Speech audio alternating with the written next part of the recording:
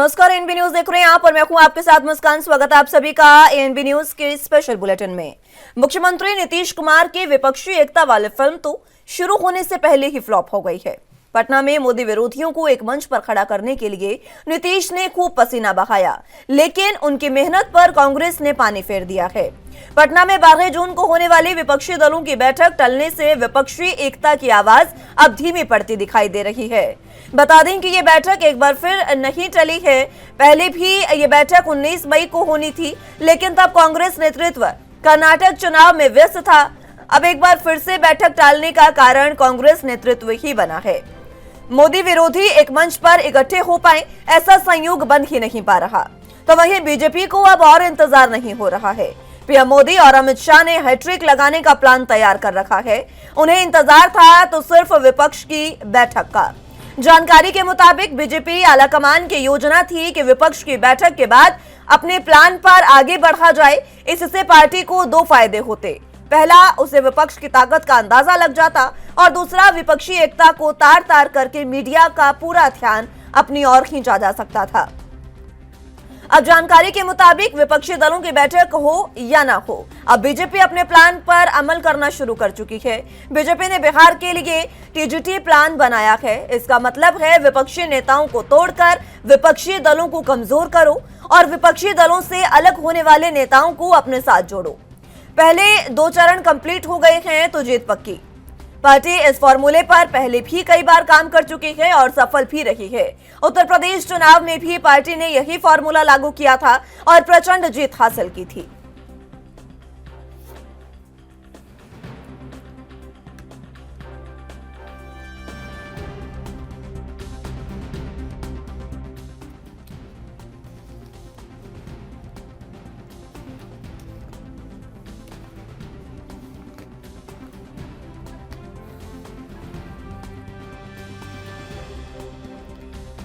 तो आपको बता दें कि मुख्यमंत्री नीतीश कुमार की विपक्षी एकता वाली फिल्म शुरू होने से पहले ही फ्लॉप हो गई है। कारण ये रहा है, एक बार फिर से कांग्रेस जो है वही इसका कारण आप कह सकते हैं, क्योंकि पहले 19 मई को ये बैठक होनी थी। तब कांग्रेस जो नेतृत्व था वो कर्नाटक चुनावों में बिजी था। अब अगर बात करें इस बैठक की जो 12 जून को होनी थी, इस बैठक में भी बात कहीं ना कहीं कांग्रेस नेतृत्व के सामने आ रही है, क्योंकि कांग्रेस नेतृत्व नीतीश कुमार के नेतृत्व को स्वीकार नहीं कर रहा है। ऐसे में बैठक टलने की जिम्मेदारी पर भी टालमटोल किया जा रहा है। नीतीश कुमार कांग्रेस के पाले में गेंद फेंकते नजर आ रहे हैं और कांग्रेस साफ कह चुकी है कि नीतीश कुमार के नेतृत्व पर रार अभी भी है, क्योंकि इस बैठक में कांग्रेस ने बड़े नेताओं को शामिल होने की बात नहीं कही थी। कांग्रेस के कुछ बड़े नेता इसमें शामिल हो रहे थे, लेकिन आलाकमान इसमें शामिल नहीं हो रहा था, जिसकी वजह से भी ये कहा जा रहा है कि ये बैठक टलती नजर आ रही है। और इसी को लेकर एकजुट होने से पहले ही विपक्षी एकता में एक बार फिर से रार देखने को मिल रही है। नीतीश कुमार ने पूरी मेहनत की, खूब पसीना बहाया, लेकिन उनकी ये मेहनत धराशायी नजर आ रही है, क्योंकि एक बार फिर से होने वाली बैठक जो है वो टल गई है। और टलने के बाद इस पर टालमटोल इस बात पर है कि आखिर जिम्मेदारी कौन उठाए। आगे कब बैठक होगी ये देखने वाली बात होगी, लेकिन इस बैठक आगे कब होगी विपक्षी एकता की, उससे पहले ही बीजेपी अपना मास्टर प्लान जो तैयार किया था उस पर अमल करना शुरू कर चुकी है। चंद्रबाबू नायडू से मुलाकात हो चुकी है अमित शाह की और जेपी नड्डा की, जो अब प्रधानमंत्री के साथ ही खड़े दिखाई दे रहे हैं। आंध्र प्रदेश के पूर्व सीएम और टीडीपी सुप्रीमो हैं चंद्रबाबू नायडू। इसी के साथ आपको बता दें कि नड्डा शाह ने नायडू के साथ तकरीबन 1.5 घंटे तक बातचीत की थी, जिसके बाद ये कहा जा रहा था कि इस मुलाकात के बाद लगभग डील पक्की हो चुकी है। अब इसके इतर अगर बात करें तो जीतन राम मांझी भी एनडीए के साथ आने को तैयार हैं। एलजेपी रामविलास की बात करें तो चिराग पासवान और उपेंद्र कुशवाहा भी एनडीए के खेमे में ही दिखाई देंगे, यानी कि ये सभी नेता विपक्ष की बैठक के तुरंत बाद एनडीए ज्वाइन करेंगे।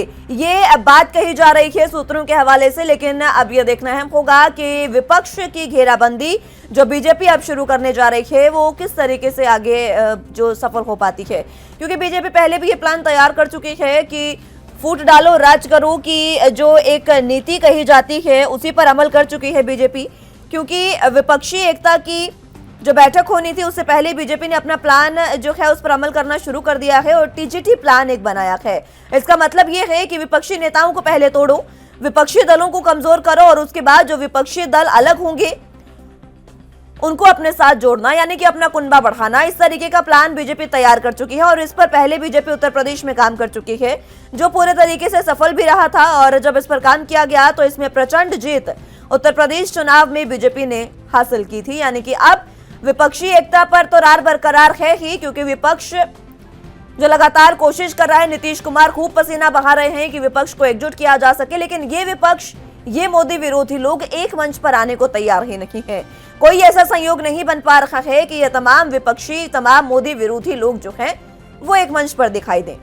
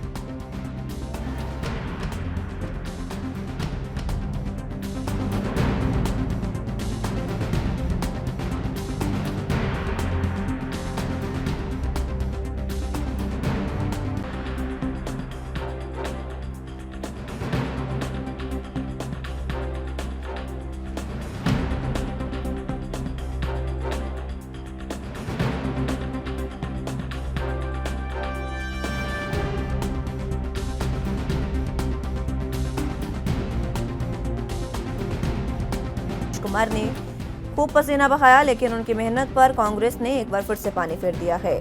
पटना में 12 जून को होने वाली विपक्ष की बैठक टलने से विपक्षी एकता की आवाज अब धीमी पड़ती दिखाई दे रही है। ये बैठक एक बार नहीं टली है, इससे पहले भी 19 मई को यह बैठक होनी थी, लेकिन उस समय कांग्रेस नेतृत्व कर्नाटक चुनावों में व्यस्त था और एक बार फिर से इस बैठक टलने का कारण कांग्रेस नेतृत्व ही बना है। मोदी विरोधी एक मंच पर इकट्ठे हो पाए, ऐसा संयोग बन ही नहीं पा रहा। तो वहीं बीजेपी को अब और इंतजार नहीं हो रहा है, क्योंकि बीजेपी ने भी हैट्रिक लगाने की कोशिश जो है वो फिर से शुरू कर दी है।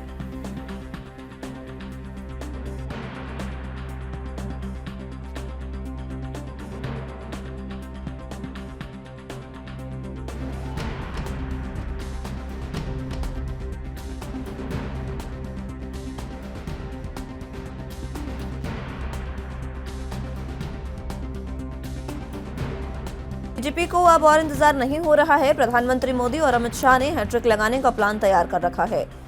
उन्हें इंतजार था तो सिर्फ विपक्ष की बैठक का। जानकारी के मुताबिक विपक्षी आलाकमान की योजना थी कि विपक्ष की बैठक के बाद अपने प्लान पर आगे बढ़ा जाए। इससे पार्टी को दो फायदे होने थे। एक फायदा पार्टी को ये था कि उसे विपक्ष की ताकत का अंदाजा लग जाता, तो दूसरा विपक्षी एकता को तार तार करके मीडिया का पूरा ध्यान अपनी तरफ खींचने का काम बीजेपी करना चाहती थी। लेकिन अब बीजेपी को कोई खास फर्क विपक्ष की बैठक से नहीं पड़ रहा है, क्योंकि बीजेपी ने जो प्लान तैयार किया था उस पर बीजेपी काम करना लगभग शुरू कर चुकी है।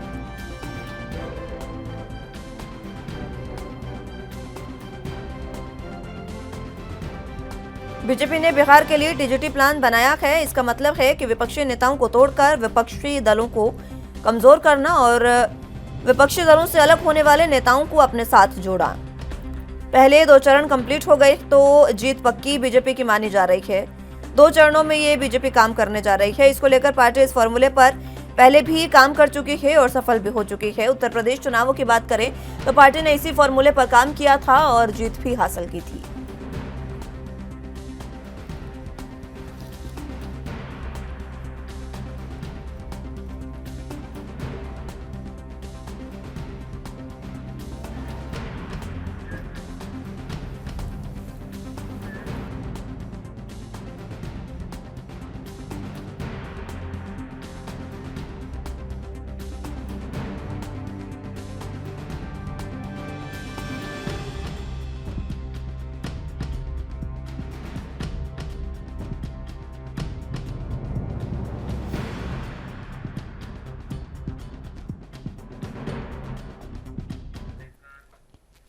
तो विपक्षी एकता पर नीतीश कुमार लगातार मेहनत कर रहे हैं, लगातार पसीना बहा रहे हैं, लेकिन एक बार फिर से विपक्षी एकता धराशायी हो गई है, क्योंकि अब विपक्षी एकता की आवाज कुछ धीमी पड़ती नजर आ रही है।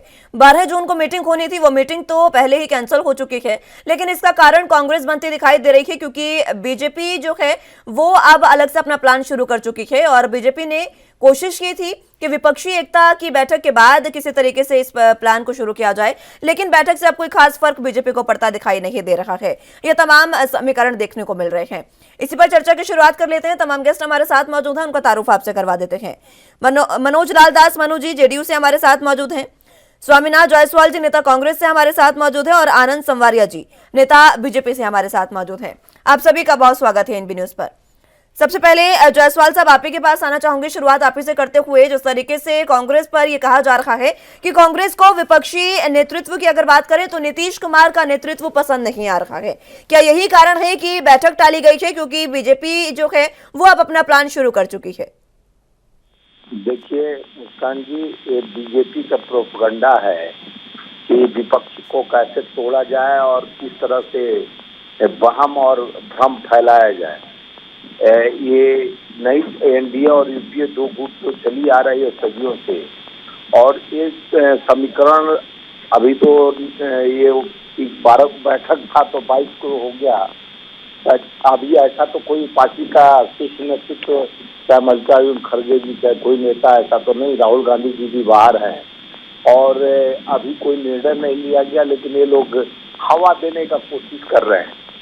जिस तरह से देख रहे हैं बौखलाहट हो गई है, अब सीधा दिख रहा है कि अब विपक्ष एकता और संगठन मजबूत होने जा रहा है, और आने वाला 2024 में इसका सफल प्रमाण मिलेगा, परिणाम मिलेगा। जिस तरह से कर्नाटका हम जीते हैं, हिमाचल जीते हैं, आने वाले चुनाव में मध्य प्रदेश, छत्तीसगढ़, राजस्थान निरंतर जीत की ओर बढ़ रही है, और इनका बौखलाहट, चेहरे का बौखलाहट, किस तरह से दबाव बनाया जाए। भाजपा अपना पूरे तंत्र को खोल दिया है, चाहे ईडी, इनकम टैक्स, सीबीआई के माध्यम से, चाहे किसी माध्यम से एन केन प्रकरण सत्ता में काबिज होने के लिए। जिस तरह से देखे होंगे रेल इतना बड़ा हादसा हुआ, सारा कल ही खुलते जा रहा है कि इनका जिस तरह से देश के उम्मीद के साथ आए थे, युवाओं को नौकरी के नाम पर, विकास के नाम पर, कहीं भी ये प्रोपगंडा खाली रहा।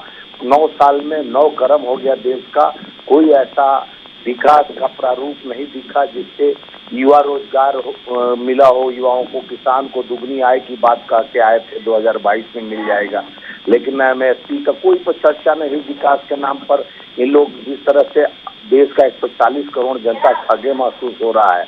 माननीय प्रधानमंत्री जी विज्ञान भवन में बोले कि 130 करोड़ को मैं घर का चाबी सौंप चुका हूँ। 600 करोड़ विदेश की धरती पर जाके बोले कि लोग हमको वोट दिए हैं। तो अब जनता जान गई है कि आप अमेरिका जाके जिंदाबाद कराएंगे, ऑस्ट्रेलिया जाके जिंदा कराएंगे, अपने देश में जिंदाबाद कब होगा जब विकास का जो आप नींव रखना चाह रहे थे, जो विकास बोले कि हम स्मार्ट सिटी 150 बनाने जा रहे हैं, पूरे सांसद को बोले गोद लेने के लिए, ये सब दिखा। मेक इन इंडिया का जो बब्बर शेर पूरे चौक चौवानी पे लगाया गया, तो ये प्रोपगंडा इनका लोगों के साथ कल ही खुल चुकी है। 9 साल में 9 कर्म हो गया और विकास नहीं हुआ। लोगों को धर्म जाति के नाम पर किसी को किसी चीज पे बांटा जा रहा है, लेकिन अब राजनीतिक ध्रुवीकरण खत्म हो रहा है। ये सब ठीक है, ये सब बात है जायसवाल साहब, लेकिन बात हम विपक्षी एकता की कर रहे हैं, लेकिन विपक्ष एकजुट दिखाई नहीं दे रहा है। नीतीश कुमार बहुत कोशिश कर रहे हैं, बहुत पसीना बहा रहे हैं, लेकिन ये बैठक होने का नाम नहीं ले रही है। और इस बैठक में तो कांग्रेस ने अपने बड़े अधिकारियों को तो भेजने से मना ही कर दिया था, कुछ आपके नेता जरूर जा रहे थे बैठक में। ये बात पसंद नहीं आई है नीतीश कुमार को। कांग्रेस सबसे पुरानी पार्टी, 138 साल पुरानी पार्टी है, और कांग्रेस का विचारधारा और देश की उन्नति और प्रगति को लेकर चलने वाली है। एकता और अखंडता पर हम विश्वास करते हैं, सब धर्म को लेकर चलते हैं, और आम आवाम, किसान, मजदूर की बात करते हैं। और हमारे पार्टी के नेतृत्व में लोग जुड़ के और 2024 में मोदी जी के मंसूबे को खत्म करेंगे, और 2024 में नया नेतृत्व होगा, देश का में परिवर्तन होगा। ये आगाज हो चुका है। विपक्षी एकता पे कोई अब सवाल नहीं है, विपक्षी एकता पर अगर सवाल नहीं है तो क्या ये समझ लिया जाए कि नीतीश कुमार का नेतृत्व स्वीकार कर रही है कांग्रेस? नहीं, नेतृत्व किसका कौन स्वीकार करेगा तो बैठक के बाद ही चर्चा होगा। अभी ये लगाना जरूरी नहीं है कि हम तीर छोड़ दें बिना हवा में तीर छोड़ने की जरूरत नहीं है। होगा मजबूती के साथ, जिसके नेतृत्व में होगा, कांग्रेस के नेतृत्व में होगा। कांग्रेस मजबूत अपना विपक्ष को अपने सबको लेकर चलेगी और जिसके नेतृत्व में जो पहले भी हुआ है, कांग्रेस ने समर्थन देकर चाहे सबको बनाया, देवगौड़ा से लेके सबको बनाया गया, तो आगे भी देखा जाएगा। जिस तरह से एनडीए और यूपीए का गठन किया गया, यूपीए मजबूती से आगे आएगी और फिर से हाँ नेतृत्व मजबूत होगा। ठीक है, मनोज लाल जी भी हमारे साथ जुड़ चुके हैं जेडीयू से। बहुत स्वागत है सर आपका एनबी न्यूज पर। बहुत स्वागत। मनोज जी, विपक्षी एकता की जो बैठक 12 जून को होनी थी वो तो खैर टल गई है, लेकिन इस पर जायसवाल साहब हमारे साथ कांग्रेस से मौजूद हैं। उनके बयान से, उनके वक्तव्य से तो यही लग रहा है, वो कह रहे हैं कि बैठक के बाद ये तय होगा कि कौन नेतृत्व करेगा, लेकिन विपक्षी एकता पर कोई सवाल नहीं है। लेकिन नीतीश कुमार तो कहीं ना कहीं कांग्रेस के पाले में गेंद डालते नजर आ रहे हैं। देखिए, नीतीश कुमार जी की जो राजनीति है वह शुचिता की राजनीति है और वो किसी के साथ भी किसी तरह का दुष्टराम या किसी तरह की बात नहीं रखते हैं। उनकी एकमात्र मकसद यही है कि विपक्ष की एकता बने। इनकी सबसे बड़ी इनकी यही सोच है और विपक्ष की एकता बने तो एकता हो। ऐसा नहीं है कि उसमें किसी को आपने रख दिया, कल नहीं रहे, लोग मिल के कार्य करें, इसीलिए उन्होंने प्रयास कर रहे हैं। और जब आप चलेंगे तो कहीं न कहीं जो है इस तरह की बातें दिखते ही रहती है और उनका प्रयास है कि वो उसमें लगे हुए हैं और कांग्रेस भी मुझे लगता है कि वो आगे जरूर समझेगी कि क्योंकि हमें हराना है भाजपा को। और भाजपा को हराने के लिए जो लोग भी भाजपा के हैं, जहाँ भी है भाजपा के खिलाफ जो भी दल हैं, उन सभी दलों को एक पर आना होगा।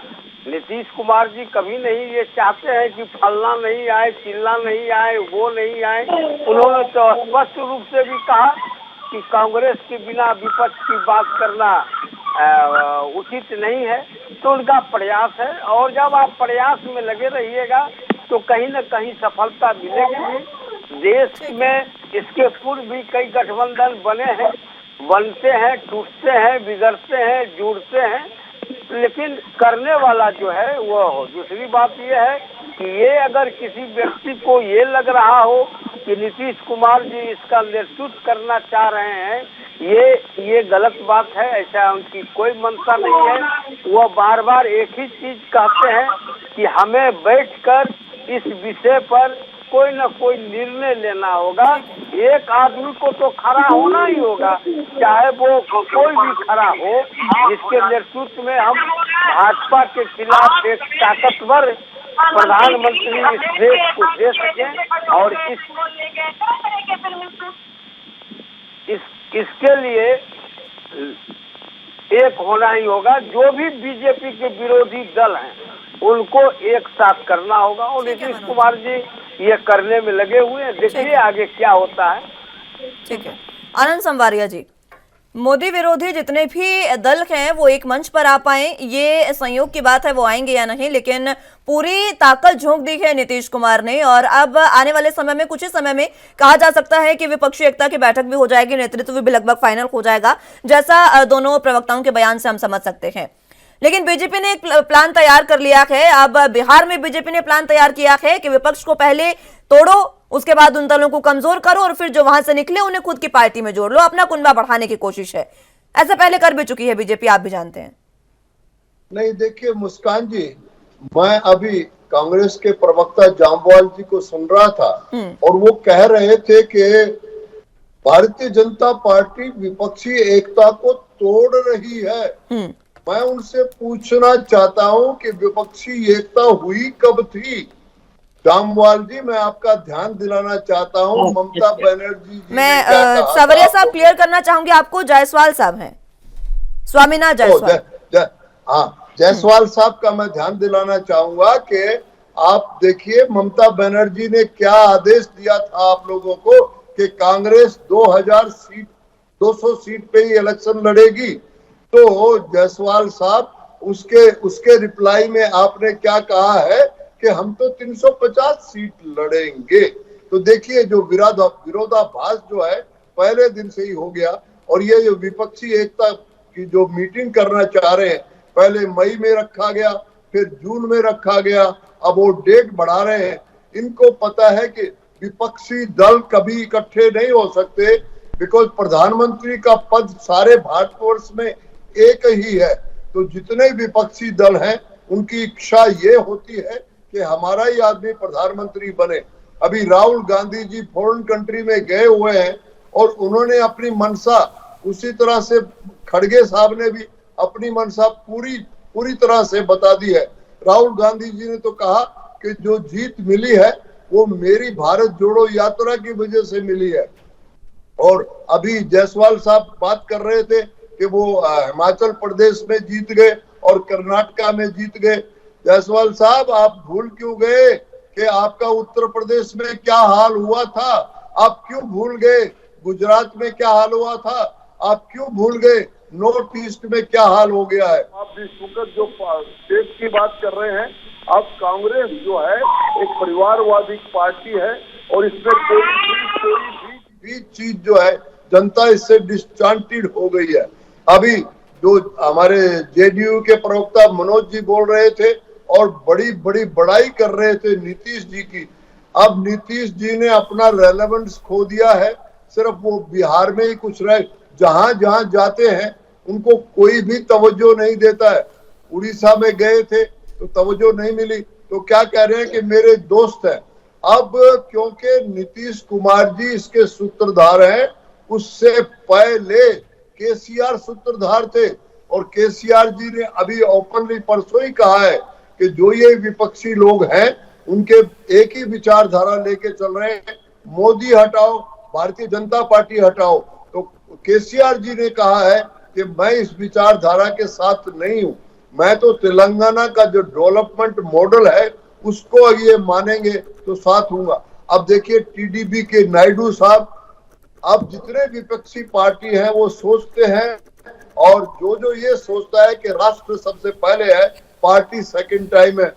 भारतीय जनता पार्टी इलेक्शन लड़ती है तो इलेक्शन लड़ती सत्ता प्राप्त करने के लिए नहीं, देश की सेवा करने के लिए होती है। और हमारे लिए राष्ट्र सबसे पहले है, पार्टी नंबर 2 पे है और इंडिविजुअल नंबर 3 पे है। जो विपक्षी सारे नेता हैं, अभी देखिए केजरीवाल जी ने सौरभ भारद्वाज जो उनके मिनिस्टर हैं, जब राहुल गांधी जी ने अमेरिका में ये स्टेटमेंट दिया कि विपक्षी एकता के लिए या बीजेपी को हराने के लिए कुछ तो देना, गिव एंड टेक करना पड़ता है, तो सौरभ भारद्वाज ने उसी वक्त कह दिया कि it's a give and take, it's a give and give only, take नहीं होता है। तो मैं ये बताना चाह रहा हूं कि जितनी विपक्ष पार्टियां इकट्ठी हो रही है उनका एक ही मुद्दा है कि मोदी हटाओ, भारतीय जनता पार्टी हटाओ। उनके लिए राष्ट्र का कोई मुद्दा नहीं है। और नीतीश कुमार जी एक फोर्स थी जो खत्म हो चुकी थी अपना रेलेवेंसी करने के लिए, वो बिहार को तो मेंटेन कर नहीं पाते, बिहार को तो संभाल नहीं पाते हैं और वो पूरे राष्ट्र में घूम रहे हैं। ठीक है समरिया साहब, एक बार फिर से लौटूंगे आपके पास। ठीक है मनोज जी, आपके तमाम बातों का संवारी साहब के आपसे जवाब चाहूंगी। वो कह रहे हैं कि नीतीश कुमार बिहार को तो संभाल नहीं पा रहे हैं, लेकिन विपक्षी एकता की बात कर रहे हैं। अब जिन से मिले हैं नीतीश कुमार, उनमें से भी कई लोग ऐसे हैं जो बीजेपी के पाले में जाते नजर आ रहे हैं। देखिए कौन के पाले में जा रहा है, अगर इसको लेकर ही आप अगर राजनीति करेंगे तो फिर आप राजनीति नहीं कर सकते हैं। अब इनको बिहार कह रहे हैं कि नहीं संभल रहा है, ये जब साथ में थे तो बिहार संभल रहा था। मैंने यही सबसे बहुत बड़े राजनेता हैं कि जिनके बल पर ही देश चल सकता है, दूसरा आदमी तो इनके सामने कुछ नहीं है। ये 17 वर्षों तक जब साथ में थे तो बिहार बहुत अच्छा चल रहा था। ये 7 महीने में बिहार नहीं संभल रहा है, तो ये तो जनता इनके इस बातों का अर्थ समझ रही है, इसमें कहीं से कोई बात नहीं है। जब नरेंद्र मोदी जी से देश आज नहीं चल रहा है, आज बॉर्डर पर हमारे आर्मी की जान जा रही है, लोग बेरोजगारी के हिसाब से भागे चले जा रहे हैं, तो अब इनको कहाँ क्या कहा जा सकता है? ये अभी परिवारवाद की चर्चा कर रहे हैं। तो जरा इनसे पूछ लीजिए कि अमित शाह के बेटा जैसा क्रिकेट कंट्रोल बोर्ड के जो अध्यक्ष बने हैं, तो यूपीएससी के परीक्षा देकर बने हैं क्या? अनुराग सिंह यूपीएससी के परीक्षा देकर मंत्री बने हैं क्या? तो देखिए, जब अपनी बात होती है तो ये सड़क होके चले जाते हैं। ये बिहार क्या या इसका बात कर रहे हैं? दिल्ली में किस तरह की घटना हुई सारे लोगों ने देखा। अब उस चीज को आप क्या कहिएगा? पीलीभीत में सड़क पर मारते रहे लोगों को, महिला को, दिल्ली के अंदर क्या दुर्दशा हुई है। तो अब इस पर ये लोग नहीं बोलेंगे, ये लोग बोलेंगे कि भाई फलना ऐसे हो गया, किल्ला ऐसे हो गया, फलना इनको मिल रहा है। अरे भाई, हम आपको कहाँ कुछ कह रहे हैं? आप तो 9 वर्षों से 9.5 वर्षों से देश को ढकेल रहे हैं। जहां गैस 400 450 था, 1200 1250 पर आपने पहुंचा दिया। आपने कहा था कि हम सत्ता में आएंगे तो काला। सर पूरी बात सुन लीजिए, पूरी बात सुन लीजिए सर, उसके बाद आप बोलिएगा सर। मैं आपके बातों में नहीं बोला हूँ सर। ठीक है संवरिया साहब, बीच बीच में मत टोकिए प्लीज, बात उनकी पूरी होने दीजिए, मैं आपको समय दूंगी। पूरी बात सुन लीजिए, ठीक है मनोज जी, अपनी बात आप जवाब दीजिए। मैं वही कह रहा हूँ मैडम कि इनसे पूछ लीजिए, किस देश का किसी व्यक्ति ने कहा है कि नरेंद्र मोदी जी चाय बेच रहे थे और उनसे हमने चाय पिया है? आप इनसे पूछ लीजिए कि जिस विश्वविद्यालय के ये एमए और बीए की डिग्री दिखा रहे हैं, उस विश्वविद्यालय के किसी टीचर ने कहा हो कि हम इनको पढ़ाए हुए हैं? उस विश्वविद्यालय के इनके किसी सहपाठी ने कहा हो गर्व से कि मैं नरेंद्र मोदी जी के साथ पढ़ता था? तो देखिए, झूठ का अंबार कितना दिन तक आप खींचिएगा? आपने 2 करोड़ नौकरी का कहा, क्या आपने 18 करोड़ नौकरी दे दिया? आपने नौकरी तो दिया नहीं, नौकरी को बंद कर दिया। आपने घोषणा किया कि इतने काला धन हम बाहर लाएंगे बाहर से कि सभी लोगों को 15 लाख रुपया अकाउंट में चल जाएगा। 1 रुपया आया क्या? और जनधन योजना में खाता खुलवा कर सारे लोगों के पैसे जब्त हो गए। ठीक है, सारे लोगों के पैसे जब्त हो गए। महिलाओं को जो इन्होंने गैस दिया, वो गैस आज वहां लेके लोग मर रहे हैं। आप चलिए मेरे साथ गांव के अंदर, लोग लकड़ियां पर, अरे यहाँ पैसा रहेगा तब न खाना बनेगा। हाँ, एक काम इन्होंने जरूर किया है नरेंद्र मोदी जी ने, कि देश को और गरीब बनाने का काम किया है, हर व्यक्ति को 5 किलो चावल देने का काम किया है। ठीक है मनोज जी, जरूर इन्होंने किया। ठीक है संवरिया साहब, आऊंगी आपके पास, उससे पहले जायसवाल साहब के पास मैं जाना चाहूंगी, आपके पास भी लौटूंगी, बहुत समय से वो भी इंतजार कर रहे हैं। जायसवाल साहब, जिस तरीके से कांग्रेस के साथ तो कई बार ये हो चुका है कि कांग्रेस के खुद के ही कुछ लोग पार्टी छोड़कर चले जाते हैं। हालांकि कांग्रेस जीत जाती है, मध्य प्रदेश का अगर जिक्र कर लें, पार्टी छोड़कर आप ही के नेता गए और उसके बाद आपकी सरकार वहां से गई। कई ऐसे बात हैं जो कांग्रेस झेल चुकी है। क्या इसके बाद नीतीश कुमार जिन पर खुद आरोप लगता है कि अपने फायदे के लिए वो किसी भी दल के साथ जुड़ जाते हैं, क्या उन पर विश्वास करना कांग्रेस के लिए सही होगा? मुस्कान जी, ठीक है, मैं जायसवाल साहब लौटूंगी आपके पास, इस सवाल का जवाब मैं लूंगी आपसे, लेकिन उससे पहले वक्त एक छोटे से ब्रेक का है, फौरन हाजिर होंगे।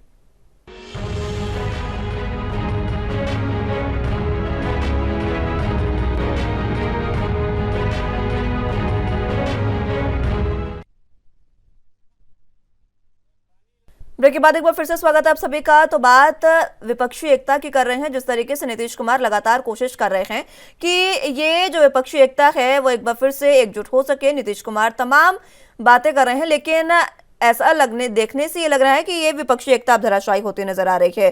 क्योंकि चाहे केसीआर की बात करें, चंद्रबाबू नायडू की बात करें, जीतन राम मांझी, चिराग पासवान और उपेंद्र कुशवाहा, ये वो कुछ लोग हैं जो साफ तौर पर एनडीए में जा सकते हैं, ये कयास लगाए जा रहे हैं और लगभग ये कहा भी जा सकता है, क्योंकि केसीआर ने ये साफ कह दिया है चंद्रबाबू नायडू की हाल ही में अमित शाह और जेपी नड्डा से मुलाकात हुई थी। लगभग 1.5 घंटे उनकी मुलाकात चली। उसके बाद ये साफ हो गया था कि इस 1.5 घंटे की मुलाकात में डील पक्की हो चुकी है। चंद्रबाबू नायडू, आपको बता दें कि आंध्र प्रदेश के टीडीपी के सुप्रीमो हैं चंद्रबाबू नायडू, और आंध्र प्रदेश के पूर्व सीएम हैं, जिनका ये कयास लगाए जा रहे हैं कि वो एनडीए में लगभग चुनावों से पहले जा सकते हैं। लेकिन ये बात अब देखने वाली होगी कि विपक्षी एकता कितनी कारगर साबित होती है, क्योंकि अभी की अगर स्थिति की बात करें तो ऐसा देखने से लग रहा है कि विपक्षी एकता की जो फिल्म है वो शुरू होने से पहले ही फ्लॉप होती नजर आ रही है। तमाम तरह की कोशिशें कर चुके हैं नीतीश कुमार, कई बड़े नेताओं से, कई बड़े राजनेताओं से मिल चुके हैं, लेकिन उसके बावजूद भी बीजेपी की घेराबंदी जो है वो उससे बचने की कोशिश नीतीश कुमार करते नजर आए, लेकिन बच नहीं पा रहे हैं, क्योंकि बीजेपी ने टीजेटी का प्लान शुरू कर दिया है। सीधे तौर पर बीजेपी क्या कर रही है, बिहार में विपक्षी दलों को अलग कर रही है, उनमें फूट डाल रही है, उनको तोड़ रही है, और उसके बाद जो दल विपक्षी दल से निकलते हैं उनको अपने साथ जोड़ने की कोशिश में है।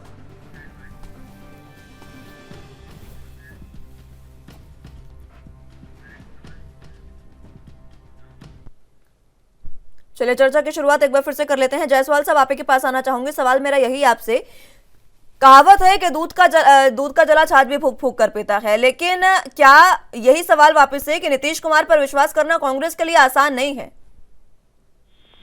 देखिए मुस्कान जी, जिस तरह से विश्वास किससे किया जा सकता है जब अपने पराये हो जाते हैं। जिस तरह से आप देखे होंगे कि कोरोना काल में मजदूरों को मरने के लिए 2020 में छोड़ दिया गया, आपातकालीन की स्थिति लग गई, और आनंद फानंद में रात को आकर प्रधानमंत्री जी बोलते हैं कि हम लॉकडाउन लगा दिए, और पथ से पैदल मजदूर बिहार यूपी सारे जगह से चल पड़े, और उनके कितने मौतें होगी उसका सरकार आंकड़ा भी नहीं दे पाया, न उनको कोई व्यवस्था दिया। और उस कोरोना काल में कांग्रेस के विधायकों को कब्जा कर जिस तरह से प्रलोभन देकर ले जाके कर्नाटका के अंदर रखा गया, कांग्रेस के नेताओं को मिलने नहीं दिया गया, और उनको वहां से उठाकर लाके स्पेशल विमान में मजदूरों के चलने के लिए ट्रेन और बस की सुविधा नहीं दी गई, लेकिन विधायकों को स्पेशल फ्लाइट में लाकर और उनको भाजपा ज्वाइन कराकर वहाँ भाजपा चुनी हुई सरकार कांग्रेस का तोड़कर भाजपा, इनको अपने भरोसा नहीं है। चाहे हिमंत बिश्व शर्मा है जो कांग्रेस छोड़कर गए थे, उन पे बड़े भ्रष्टाचार का लगा था, पूरे अमित शाह लिस्ट लेके घूम रहे थे, उनको अंदर कराने के लिए पूरा भ्रष्टाचार का लंबा लिस्ट था, और आज वो मुख्यमंत्री असम के बन बैठे हैं। यानी कांग्रेस से जाकर चाहे उत्तर प्रदेश में जगदीश प्रसाद को मंत्री बनाया गया, तो एक बात बोलते थे कांग्रेस मुक्त भारत बनाना चाह रहे, कांग्रेस मुक्त भारत बनाना चाह रहे हैं, लेकिन यहाँ कांग्रेस मुक्त भाजपा हो गई। जिस तरह से हर जगह गोवा में चुनी हुई सरकार को इन्होंने खरीदना शुरू किया, पैसे, धन, बल, और ईडी, इनकम टैक्स, सीबीआई का जितना इस्तेमाल विपक्ष को डराने के लिए लगी, उतना विकास के लिए अगर लगता है सरकार, तो अब विकास हम कर्नाटका में देखे होंगे पूरे चुनाव में हम लोग विकास के नाम पर चुनाव लड़ते हैं, भगवान भरोसे चलते हैं। पहले प्रभु श्री राम को लेकर चले थे, अब हनुमान जी को बीच में डाल दिए। तो देश की जनता समझ गई कि ये जात पात धर्म भगवान के नाम पर चुनाव लड़ने वाली भाजपा पार्टी, इसका कोई मैनिफेस्टो, कोई विचार, कोई देश के लिए धर्म और जाति से अलग नहीं है। ये खाली भगवान भरोसे पार्टी के लिए विकास के नाम पर ये शून्य है। यहाँ जहाँ विकास की चर्चा होती है नेशनल चैनल इनको नहीं दिखाती है, प्रोपगंडा जितना। आज देखिए रेल का इतना बड़ा हादसा हुआ, अभी तक कोई मुजरिम पकड़ा नहीं गया, और इतना बड़ा हादसा 300 से ऊपर लोग मर गए और हजारों लोग घायल हैं, और प्रधानमंत्री जी हरी झंडी दिखाने के लिए पहुंच जाते थे स्टेशनों पर। जिम्मेवारी किसका बनता है? क्यों नहीं रेल मंत्री वैष्णव जी का इस्तीफा लिया गया? तो ये सरकार किसी को धम जुमला धोखा, वहाँ भी मोदी मोदी का नारा लगा रहे थे, वहाँ गए थे मोदी जी, और वहाँ भी प्रोपगंडा शुरू था। तो देश के लोग मोदी मोदी करने से भूखमरी नहीं मिटेगी, बेरोजगारी दूर नहीं होगी। 9 साल देश की, अब क्या 9 साल में कोई विकास नहीं, 2 करोड़ नौकरी की बात करके काला धन आएगा, सबके खाते में 15-20 लाख रुपया पहुंचेगा, और सबको छत दे दिए, बाथरूम बनवा दिए, पानी का ठिकाना नहीं, गैस दे दिए, 1200 रुपया का सिलेंडर खरीदेगा कौन? उसके लिए तो रोजगार होना चाहिए, व्यवस्था भी होना चाहिए। तो देश का प्रोपगंडा को तस्वीर दिखाते रहे, 1,67,00,000 करोड़ विदेश यात्रा में खर्चा हो गया घूमने में, देश की स्थिति सारा अर्थव्यवस्था टूट चुकी है। जब इनसे चर्चा महंगाई पर, गरीबी पर किया जाता है तो पाकिस्तान का तुलना, पाकिस्तान की औकात हमारे एक प्रदेश में तिरपाल लगाने की नहीं है, उससे तुलना, उससे नेशनल चैनल पाकिस्तान में गेहूं इतना किलो, चावल इतना किलो, सब प्याज इतना किलो, टमाटर 300 रुपया किलो बिक रहा है। अरे भैया उससे क्यों तुलना कर रहे हो? उसकी औकात क्या है हमारे बराबरी करने? आप बराबरी करना है तो देश में महंगाई को दूर करिए। 1200 का आप सपना आपके लोग दिखाए थे कि 250 रुपया में, 300 रुपया में सिलेंडर मिलेगा, वही स्मृति ईरानी भांगड़ा करते दिखती थी। तो ये आज तक सिलेंडर का भाव कम हुआ, तेल 100 रुपये पास डीजल पेट्रोल हो गया, किसान का खाद महंगा हो गया, उनके दुगनी आय की बात कही गई, वो खत्म नहीं हुई आज तक। न मजदूरों के लिए नया कल कारखाने फैक्ट्रियां बने, बल्कि देश के जितने बनाए गए संपत्ति प्राइवेट हाथों में बेचा गया।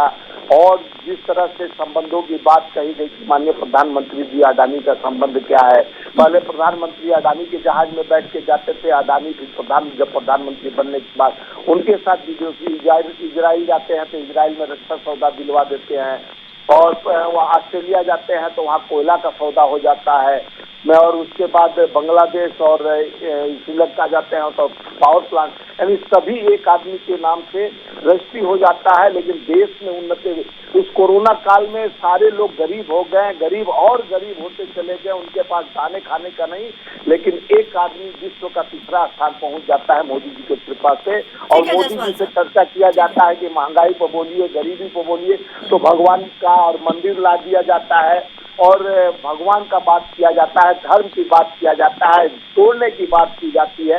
विपक्ष एकता मजबूत होगा, उनके पेट में दर्द ना हो, क्योंकि विपक्षी एकता होगी कि नहीं ये संयोग की बात है, और आगे चलकर पता चलेगा जब विपक्षी एकता की बैठक होगी तब ये समझ भी आ जाएगा विपक्षी एकता होगी कि नहीं। लेकिन संवारिया साहब, पिछले 9 साल में कई नाकामियां गिनवा दी है जायसवाल साहब ने बीजेपी सरकार की। वो साफ कह रहे हैं कि महंगाई, बेरोजगारी पर लगाम लगाने में पूरे तरीके से नाकामयाब साबित हुई है बीजेपी सरकार, और उसके बाद अब बीजेपी हैट्रिक लगाने की तैयारी में है। चंद्रबाबू नायडू से मिले अमित शाह, जेपी नड्डा, जिस दिन लगभग 1.5 घंटे की मुलाकात हुई, उनके ये कहा जा रहा है कि उनसे डील पक्की हो चुकी है बीजेपी की, और आगे ये भी कहा जा रहा है कि जैसे विपक्षी एकता की बैठक होती है, चिराग पासवान, उपेंद्र कुशवाहा वो एनडीए में शामिल हो सकते हैं। तैयारी पूरी है लेकिन काम नहीं हुए हैं, ये जायसवाल साहब कह रहे हैं।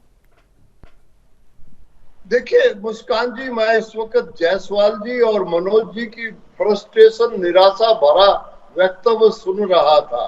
अब मनोज जी मुझे कह रहे थे कि बीच में मैं ना बोलूं, मैं बीच में नहीं बोलना चाह रहा था मनोज जी, मैं आपको याद दिलाना चाह रहा था जो आज का टॉपिक है वो विपक्षी एकता के ऊपर था, और आपने शुरू कर दिया था जैसे इलेक्शन का भाषण देते हैं।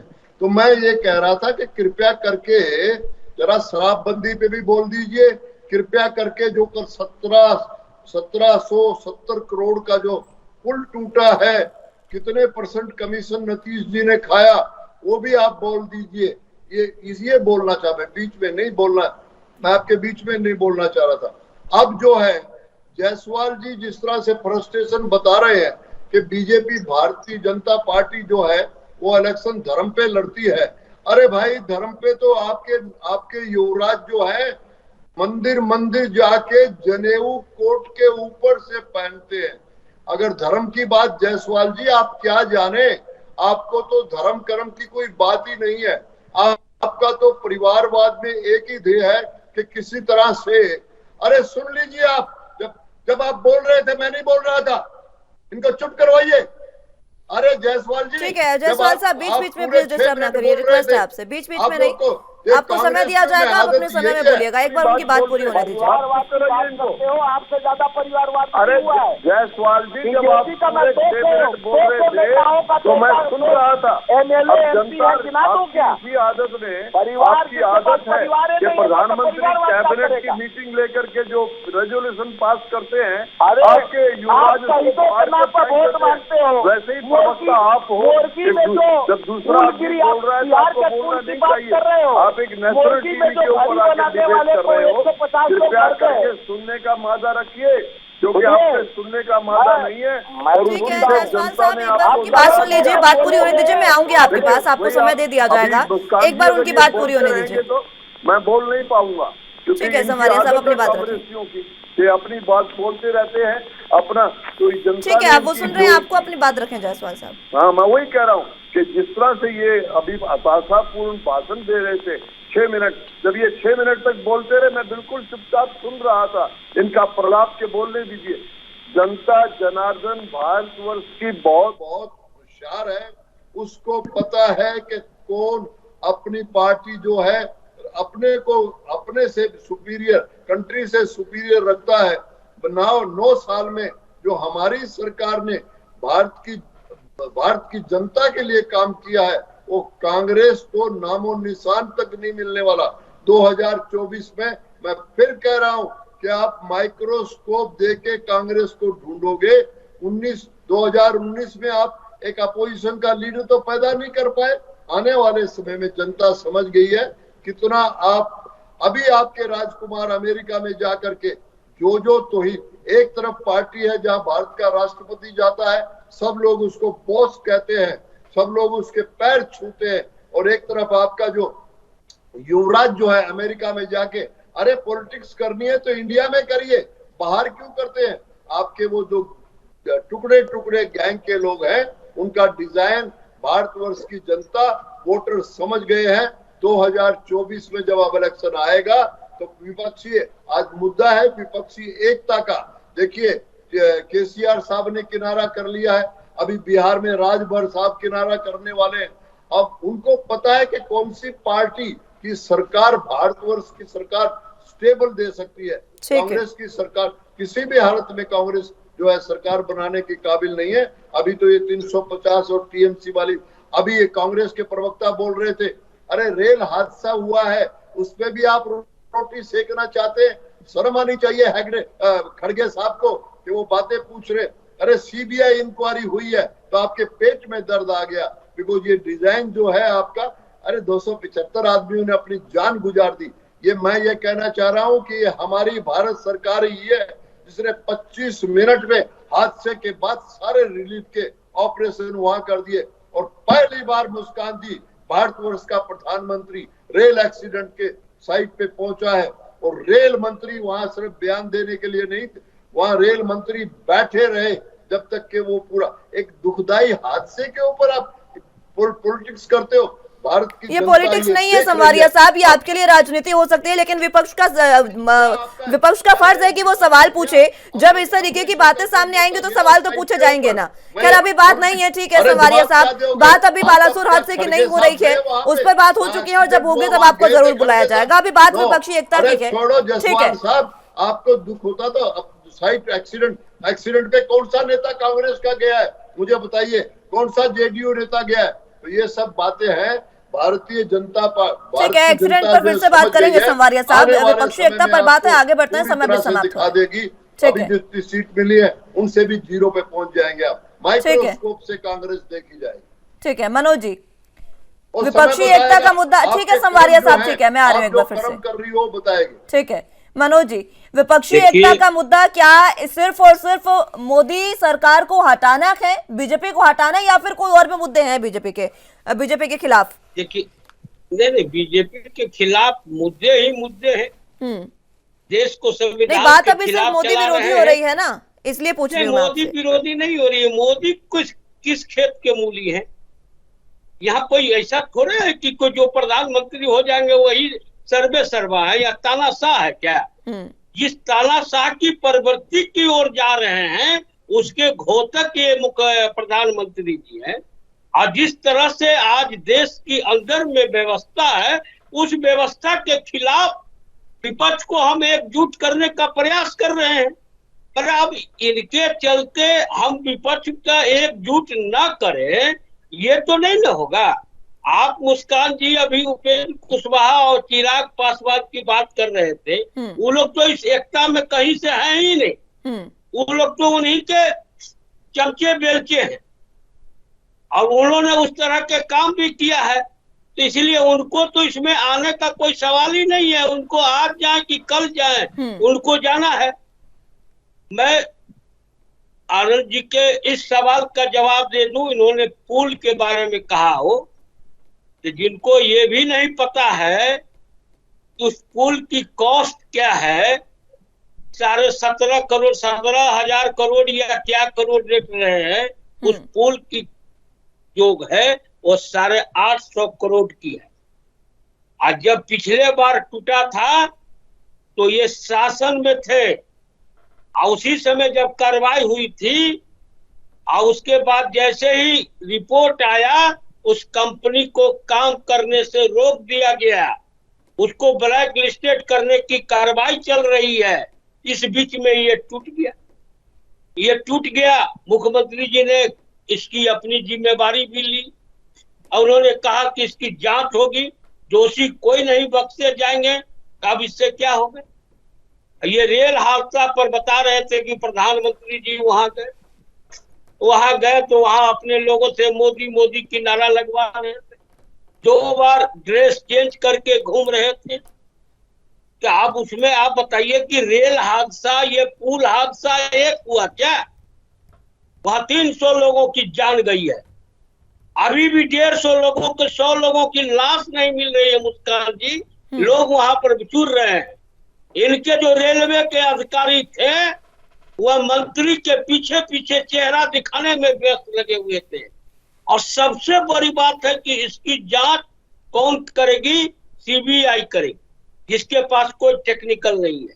और सारे लोग जानते हैं, एक बच्चा जानता है इस देश का कि ये जो रेल दुर्घटना हुआ है उसके लिए सीधे रेल अधिकारी दोषी हैं, कोई दूसरा आदमी दोषी नहीं है, कोई फॉल्ट नहीं है। आप भी बता मैंने किस तरह से ये लोग बोलते हैं। वह गाड़ी खड़ी है और दूसरी गाड़ी आके चढ़ जाती है और तीसरी गाड़ी भी आ जाती है। कंट्रोल इनका क्या कर रहा था? और ये स्टेशन मास्टर के खिलाफ कार्रवाई करेंगे। उस स्टेशन मास्टर का क्या इसमें गलती है? गलती इनकी आ जाएगी। और सीबीआई की जांच, ये देश पूछता है बीजेपी से कि देश के होनहार अभिनेता सुशांत सिंह राजपूत के हत्या क्या की आत्महत्या, ये सीबीआई 5 वर्ष में नहीं बता सकी।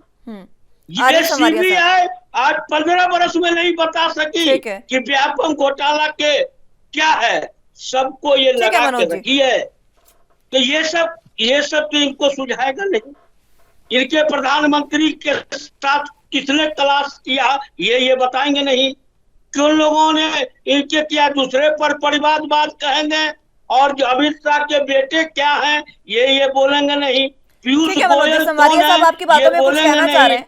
ठीक है संवरिया साहब, समय समाप्त हो चला है। जायसवाल साहब के पास भी मैं जाऊंगी, मात्र कम सेकंड में अपना जवाब दीजिएगा जल्दी। मैं मनोज जी को यही कह रहा हूं कि आप नीतीश जी को कहिए कि बिहार का देखभाल कर रहे दोनों डिप्टी सीएम और वो मिलकर के सारे भारतवर्ष में घूम रहे हैं, उससे कुछ नहीं होने वाला। बिहार के लोगों को बचा लीजिए, जो करप्शन आपको बिहार में कर रहे हो। सर बिहार के लोग बचे हुए हैं, बिहार के लोग चिंता नहीं कर रहे। आप चिंता नहीं करें। जो देश को आप लूट रहे हैं, देश के साथ जो धोखाधड़ी कर रहे हैं, वादा खिलाफी कर रहे हैं, उसको बंद कीजिए। दूसरे पर परिवारवाद की नारा देने वाले अमित शाह का बेटा क्या है ये आप बताइए। ये आप क्यों नहीं बता रहे हैं? पीयूष गोयल किसका बेटा है ये आप क्यों नहीं बता रहे हैं? तो ये आप नहीं बताइएगा, दूसरे पर परिवारवाद दीजिएगा। 450 का जब गैस का दाम बढ़ता था तो स्मृति ईरानी भांगड़ा करती थी, आज 1200 हो गया तो उसको भांगड़ा करवाइए ना। किसने समय समाप्त होता जा रहा है मनोज जी, तो आप कीजिएगा नहीं, अब बैठ के खाली याद दीजिएगा। ठीक है जायसवाल साहब। जी मुस्कान जी, जैसे सवारिया जी बता रहे थे कि बिहार में पुल टूटा, मोरगी का घटना आपको याद होगा। गुजरात में घड़ी बनाने वाले का पुल का ठेका दे दिया गया, जिससे 150 आदमी वो पुल पर गए और गिर गया पुल और मर गए। और ये बोलते हैं कि मौत पर ही लोग राजनीति करते हैं। 40 पुलवामा में 40 जवान शहीद हुए और उससे वोट कौन मांग रहा था? माननीय प्रधानमंत्री जी कह रहे थे जो पहली बार वोट देने जा रहा है वो 40 शहीदों को याद कर ले। वो शहीदों को भी सत्यपाल मलिक खोल दिए पोल किए। अब भारतीय जनता पार्टी की वजह से जो उन लोगों के लिए एयरक्राफ्ट नहीं दिया, जो मौत हुआ है आज तक आरडीएक्स कहाँ से आया 300 किलो वो भी नहीं पता चला, कौन अम्बेसडर में लेके आया, किसकी गाड़ी थी, इसके मालिक का भी नहीं पता चला। ये भाजपा सरकार में संभव है, जब जब जवानों को शहादत दिया जाता है उनके नाम पर वोट मांगा जाता है, पार्टी को तोड़ दिया जाता है। मणिपुर जल रहा है, मणिपुर नॉर्थ ईस्ट का बात भी बोले थे सवरिया साहब, मणिपुर जल रहा है। जब प्रधानमंत्री इजराइल यूक्रेन का युद्ध फोन करने पर रुक जाता है, मणिपुर में काहे नहीं रुक पाया? इतना दिन से मणिपुर में जल रहा है और इतने लोग मर गए, उसको मीडिया भी नहीं दिखाता है, नेशनल चैनल पर भी नहीं दिखता है। ये आपके ही सरकार के वीरेंद्र सिंह वहाँ के मुख्यमंत्री हैं, जहाँ पर दादा करके जल रहा है और आप उस पर चर्चा नहीं करेंगे क्योंकि आपकी लंगोट गीला हो जाएगी। और 40 मौत का जो सत्यपाल मलिक का पूरे नेशनल चैनल नहीं दिखाया क्योंकि आप ही के पार्टी के गवर्नर रहे हैं सत्यपाल मलिक ने आप पर उंगली उठाया था।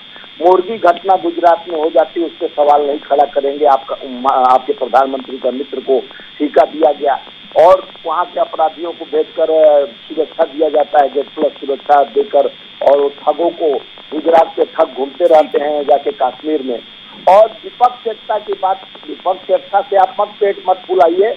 अब समय आ गया, आपका परिवर्तन देश में होने जा रहा है। महंगाई से त्रस्त है, बेरोजगारी से त्रस्त है, और क्या क्या करेंगे आप? देश को बेच डाले किसी निजी हाथों में। आप तो बनवाने नहीं आए थे ना, मोदी जी के मामा लेके आए थे। ये पूरा देश का जो तेल, भेल, रेल, ट्रेन एक ही आदमी को बेचने का काम किया गया, तो देश के रोजगार नहीं दिया गया, मजदूरों के लिए कोई मजबूत काम नहीं, कोई कल कारखाने फैक्ट्रियां नहीं लगी, नो कोई चीज सृजन हुआ। मेक इन इंडिया की बात करने वाले प्रधानमंत्री जी समाप्त हो चला है। ठीक है, समय समाप्त हो चला है। बहुत बहुत शुक्रिया आप सभी का हमारे साथ जुड़ने के लिए। मैं और समय नहीं दे पाऊंगी, माफी के साथ। बहुत बहुत शुक्रिया आप सभी का हमारे साथ जुड़ने के लिए। लेकिन जिस तरीके से बीजेपी प्लान तैयार कर रही है विपक्षी एकता को धराशायी करने का, उसमें विपक्षी एकता किस तरीके से उभर कर सामने आती है या फिर विपक्षी एकता धराशायी होती है, यह तमाम बातें देखने वाली होगी। लेकिन विपक्ष जो है लगातार ये कोशिश कर रहा है। तारीख अभी डिसाइड नहीं हुई है, लेकिन आने वाले समय में विपक्षी एकता की बैठक होगी, उसमें नेतृत्व भी फाइनल हो जाएगा कि कौन विपक्षी एकता का नेतृत्व करने जा रहा है। और उसके बाद विपक्षी एकता किस तरीके से लोकसभा चुनाव लड़ती है, यह देखना सबसे अहम होगा। फिलहाल के लिए मेरे साथ इस बुलेटिन में बस इतना ही। तमाम अहम खबरों के लिए आप देखते रहिए ANB न्यूज। नमस्कार।